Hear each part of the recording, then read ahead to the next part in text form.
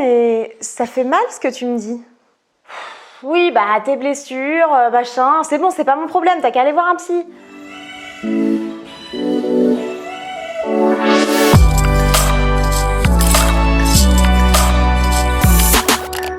Salut tout le monde, c'est Julie sur Love Influence, la chaîne pour comprendre les relations et mettre de l'amour dans ta vie. Aujourd'hui, on va revenir sur le principe de responsabilité dans les relations. Qu'est-ce que c'est, pourquoi, comment, bref. Si ça t'intéresse, let's go!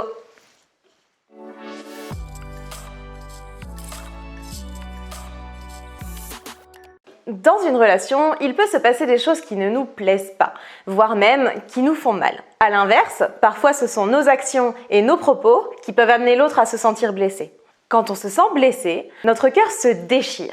Et ça nous fait tellement mal qu'on perd la capacité d'être en relation avec l'autre personne. Et on va entrer en réaction directe avec ce qui vient de se passer. Et là, boum!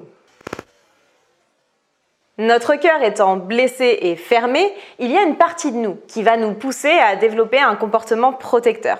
Une défense, pour ne pas avoir à revivre cette douleur.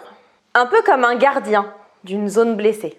Hop hop hop, là on n'y va pas, hein, c'est zone sensible, oulolo, non non non non. Cette zone va rester sensible et dès que quelqu'un appuiera dessus sans même le savoir ni le vouloir, attention, si tu continues à appuyer sur le bouton, je vais m'énerver, hein, on passe pas, j'ai dit. Notre partie gardienne va se manifester et on va avoir tendance à réagir au quart de tour.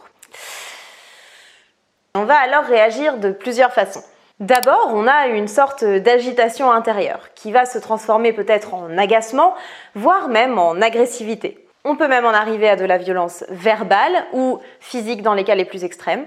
Ou encore, on va tout simplement se taire et réagir par le silence parce qu'on ne sait pas comment faire. On va peut-être prendre la fuite ou même se couper de ses ressentis et là, tout va bien, t'inquiète. C'est normal, ça nous arrive à tous. Jusqu'à maintenant, on n'a jamais appris à faire autrement. Et quand bien même on l'apprend, les circuits neuronaux de cet ancien fonctionnement sont là. Donc ça demande du temps pour en créer de nouveaux. Et il ne faut pas se blâmer si on n'arrive pas à chaque fois à réagir autrement.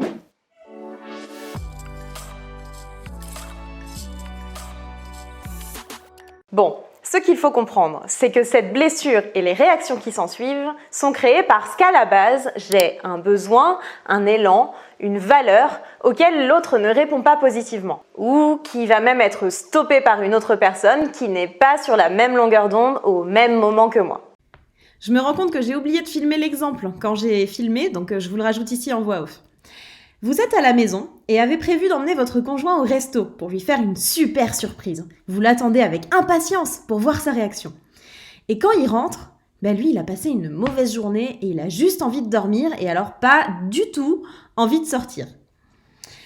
En fait, vous avez un besoin de lien et une envie de faire la fête au même moment où l'autre a plutôt un besoin de repos et de calme.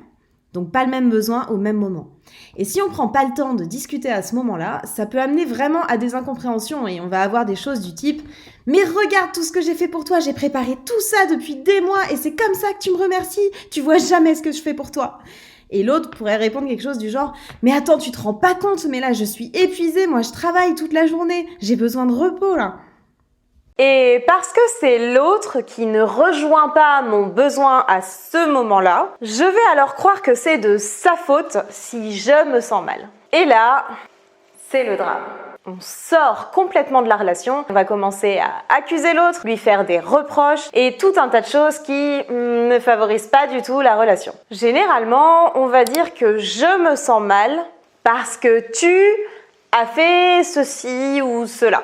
On est sur une causalité dite horizontale. Je crois que l'autre est responsable de mon mal-être et de mes ressentis. Ce que je vous propose aujourd'hui, c'est de passer dans une causalité plutôt verticale, de moi vers moi. C'est-à-dire, je me sens mal parce que j'ai un besoin qui n'est pas comblé, qui n'est pas rejoint par l'autre personne. Tout ce que je sens vient de mon intériorité, de ma vision du monde, de mes besoins, de ma manière d'être. Et ça, c'est facile. Il y a des jours où vous avez l'impression d'être le roi du monde. Quoi qu'il arrive ce jour-là, vous avez décidé que rien ne pourrait entacher votre journée. D'ailleurs, cette journée-là, vos besoins ne sont pas impactés de la même manière. Ces jours où tout va tellement bien que la tour Eiffel pourrait s'écrouler, vous vous sentiriez la force de le reconstruire direct. Et puis, il y a ces jours où rien ne va. On pourrait vous annoncer la meilleure nouvelle du monde, étant donné que vous ne vous sentez pas bien, rien n'y fait. Ça ira pas. Bah non, parce qu'aujourd'hui c'est pourri, et puis d'ailleurs il fait pas beau dehors, et la vie est dure. Donc on voit bien que tout vient de l'intérieur de nous.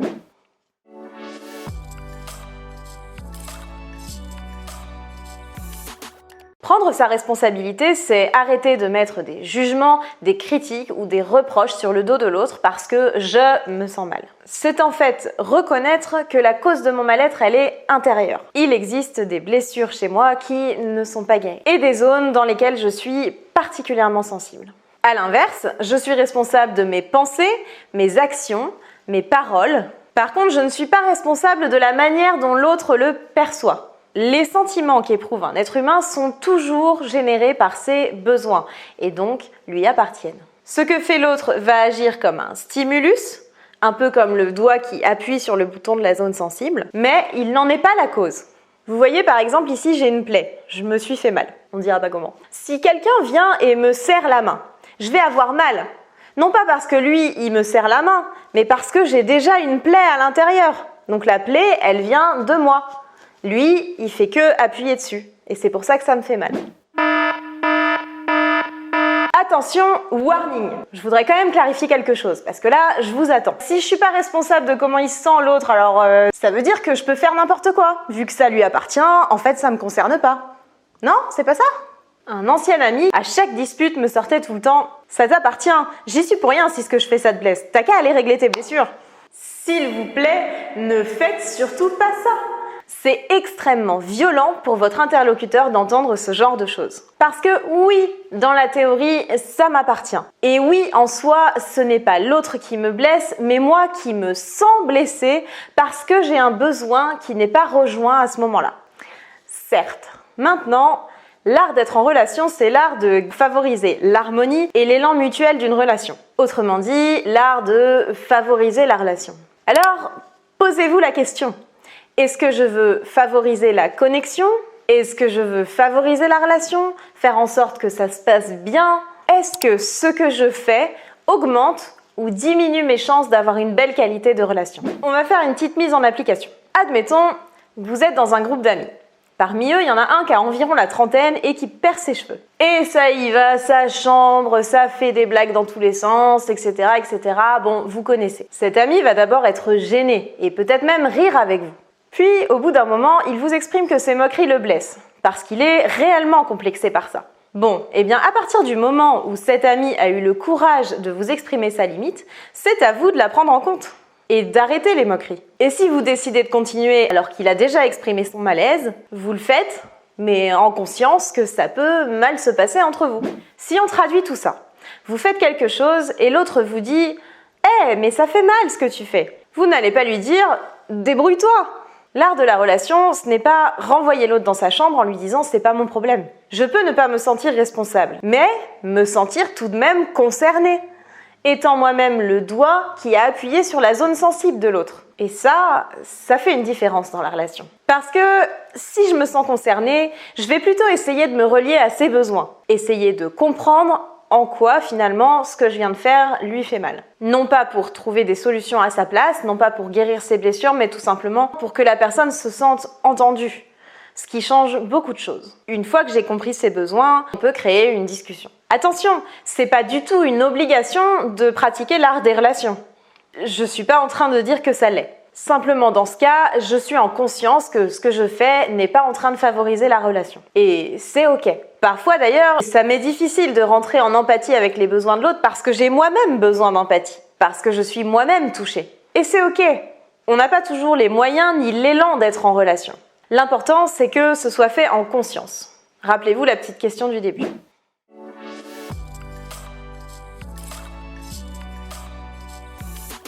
En résumé, par rapport à la responsabilité dans les relations. L'art de la relation, c'est l'art de favoriser la connexion en me reliant à mes besoins et aux besoins de l'autre. Autrement dit, essayer de comprendre. Prendre sa responsabilité dans une relation, c'est intégrer que je me sens blessée parce que j'ai un besoin, un élan, une valeur qui n'est pas rejointe par mon interlocuteur. C'est pas de la faute de l'autre. Il n'est qu'un stimulus de cette zone déjà sensible chez moi. Quand j'ai besoin d'empathie, que je me sens mal, je peux prendre le temps de m'accueillir là-dedans et d'ailleurs de me donner à moi-même ce dont j'ai besoin. Je suis responsable de comment je me sens, je suis responsable de la manière dont je dis les choses, de ce que je fais, mais je ne suis pas responsable de comment l'autre le reçoit. C'est pas pour ça que je dois ne pas me sentir concernée par ce que l'autre est en train de vivre. Toujours se poser la question, est-ce que ce que je fais augmente ou diminue mes chances d'avoir une belle qualité de relation avec cette personne? Voilà, j'espère que cette vidéo vous aura plu et aura pu vous aider à comprendre encore mieux les relations.